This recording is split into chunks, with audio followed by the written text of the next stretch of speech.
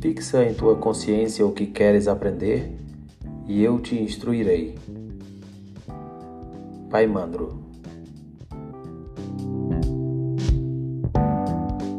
Agora vejamos o que está escrito no Corpus Hermeticum, no diálogo de Hermes com Pimandro, a respeito da criação do mundo material. E ele respondeu: fixa em tua mente, atenção, no que queres aprender, e eu te instruirei. Com essas palavras, o seu aspecto mudou, e logo a seguir tudo se tornou imediatamente claro para mim. E tive uma visão prodigiosa. Tudo se transformou numa serena e deleitosa luz, e eu me deliciava sobremaneira a sua visão. Aqui, Hermes fala da visão que teve da luminosidade excelsa da tríade superior, de um momento antes da queda de Sofia. Pouco depois, surgiu, numa parte dela, horrível e sombria escuridão, que se movia para baixo e girava em espirais tortuosas, uma obscuridade dirigindo-se para baixo, sendo por sua vez assustadora e sombria, rolando-se como uma serpente, segundo me pareceu. E então essa escuridão transformou-se numa natureza úmida e indivisivelmente confusa, da qual se levantou uma fumaça como a que provém do fogo, ao passo que ela produzia um som como de um indescritível gemido. Nesse parágrafo, Hermes descreve o início da queda de Sofia. Dissemos que houve uma polarização entre os dois princípios oriundos do Pai, Christus e Sofia.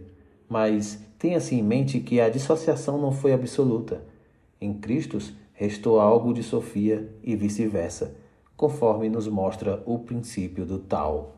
Por essa razão, em Sofia, mesmo sendo uma luz da tríade superior, ainda assim dela surgiu o lado úmido, o aspecto negativo. De uma parte, surgiu uma horrível e sombria escuridão, que se movia para baixo.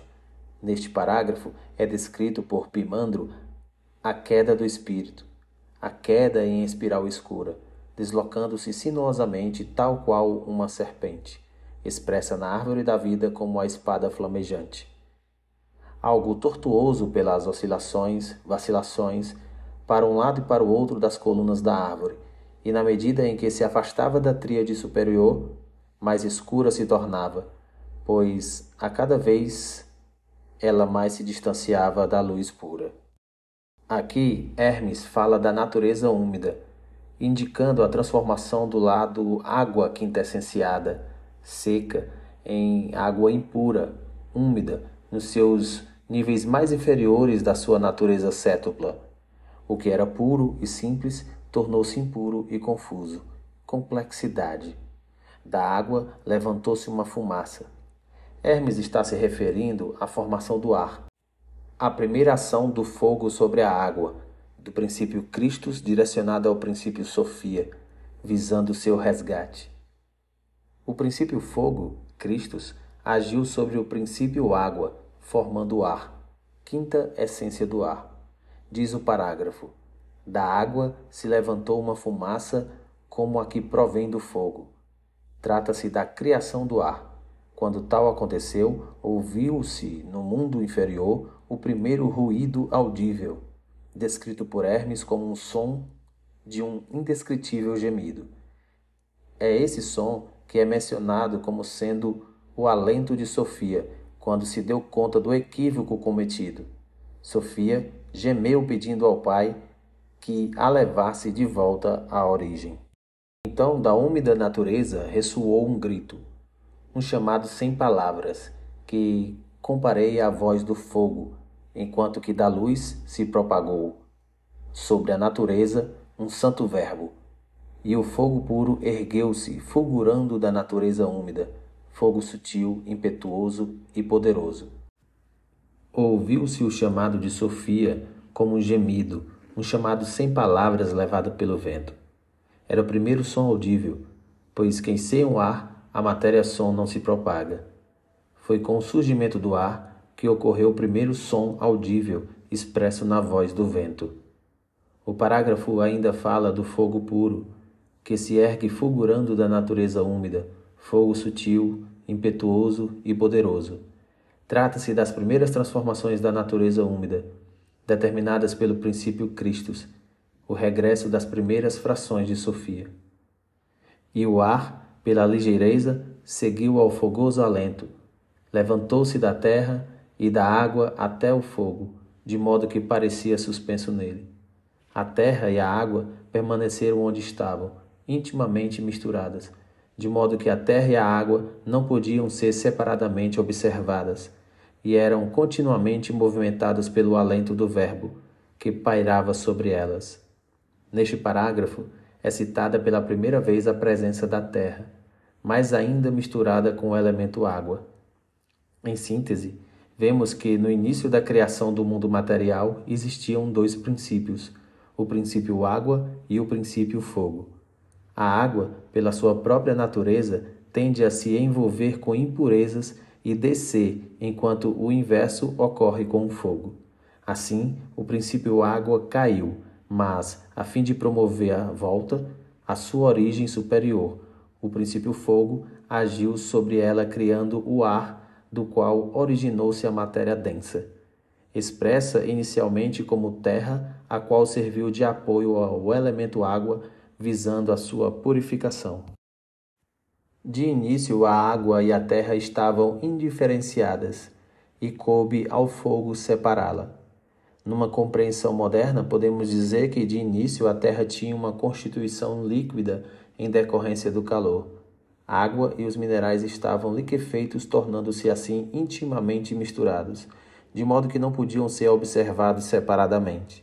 A atenuação do calor promoveu resfriamento e, consequentemente, separação entre os elementos água e terra. Na terra aquecida, os vapores, elemento ar, pareciam suspensos no próprio fogo. A distribuição do fogo condicionou, moldou o elemento terra, criando-se os continentes, as montanhas tal qual como a geologia explica. Essa terra moldada serviu de apoio, de sustentáculo para a vida biológica se estabelecer na mesma, e assim o aspecto mental de Sofia ter condições de voltar à origem com o transcorrer dos éons. Vemos aqui a grande diferença existente entre a gnose hebraica, a gnosis de Mani e a gnosis egípcia de Hermes. Essa mostra que a Terra se originou com a finalidade de dar suporte ao espírito, e não a um lugar paradisíaco para ser habitado pelo homem, gnose hebraica, e nem também como algo nefasto concomitantemente surgido com a criação dos espíritos, surgimento do homem celeste e a revelia do lado positivo da natureza. Segundo a gnose de Hermes, a Terra, pela sua constituição material, é vibratoriamente inferior ao espírito, mas ao mesmo tempo indispensável como meio de sustentação do processo de salvação dos espíritos caídos.